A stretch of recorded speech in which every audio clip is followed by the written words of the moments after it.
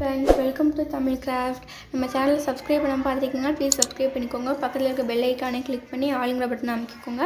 நிறைய கிராஃப்ட் வீடியோஸ்லாம் பார்க்கலாம். இன்றைக்கி இப்போ நான் கிராஃப்ட் வீடியோ போடுவேன். இன்றைக்கி என்னென்னு பார்க்குறீங்களா?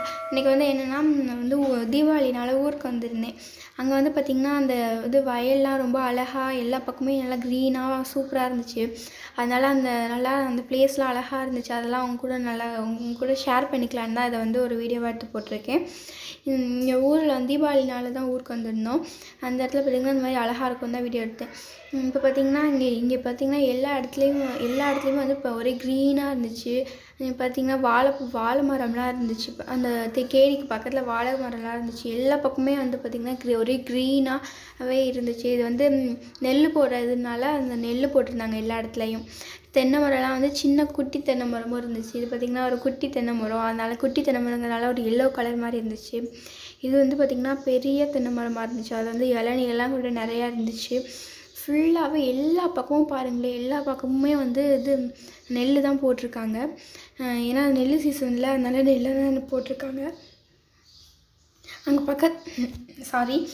பக்கத்தில் பார்த்திங்கன்னா கொக்கெல்லாம் இருக்குது பாருங்க. கொக்கெல்லாம் நிற்கிது அந்த வயலில். பார்த்திங்கன்னா எல்லாமே பார்க்க ரொம்ப க்யூட்டாக அழகாக இருக்குது. இங்கே பார்த்திங்கன்னா இங்கே தண்ணி இப்போ தான் வயலுக்கு அந்த வயலில் தண்ணி பாய்ச்சிருப்பாங்க போல். அந்த மாதிரி வயல்லலாம் பார்த்திங்கன்னா அழகாக தண்ணியெல்லாம் பாய்ச்சிருக்கு. இங்கே பார்த்திங்கன்னா ஒரு அந்த வயல் பக்கத்துலேயே ஒரு தோட்டம் மாதிரி போட்டிருந்தாங்க. அங்கே பார்த்திங்கன்னா பெரிய மாமரம் ரொம்ப பெருசாக இருந்துச்சு. அப்புறம் பார்த்திங்கன்னா பலாமரம். அங்கே பாருங்கள், பலாமரத்தில் குட்டியாக அப்போ தான் ஒரு பலாப்பழம் காய்ச்சிருக்கு, சின்ன பிஞ்சு. இதை கூட ப்ளம்ஸ்ன்னு சொல்லுவாங்க. இப்போ தான் ஒரு சின்னோண்டு குட்டி பிஞ்சாக இருக்குது. நான் ஜூம் பண்ணி காமிச்சிட்டு பார்த்துருப்பீங்க. இப்போ அடுத்து பார்த்திங்கன்னா கொய்யா மரம். இது இருட்டாக இருக்கனால உங்களுக்கு சரியாக தெரியலன்னு நினைக்கிறேன். ஆனால் கொய்யா மரத்தில் பார்த்திங்கன்னா அங்கே பாருங்கள், ஒரு கருப்பாக தெரியுதுல்ல, அது க்ரீன் கலர் கொய்யா தான். ஆனால் அவங்கள்ட்ட வெயில் அடிக்கிறதுனால அது உங்களுக்கு கிளியராக தெரியலை.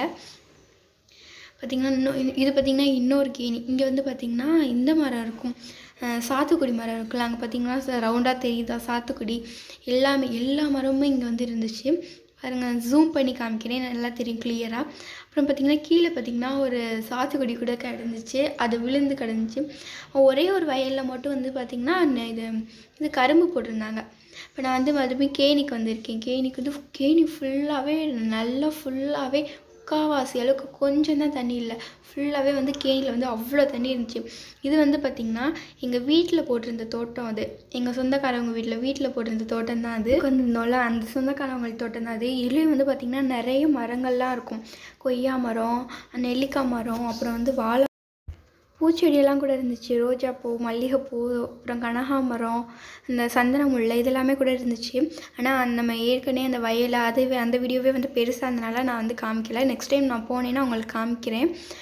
Okay, bye friends. இந்த பிளேஸ் எப்படி இருந்துச்சுன்னு கமெண்ட்டில் சொல்லுங்கள். அந்த பிளேஸ் பிடிச்சிச்சுன்னா லைக் பண்ணுங்கள்.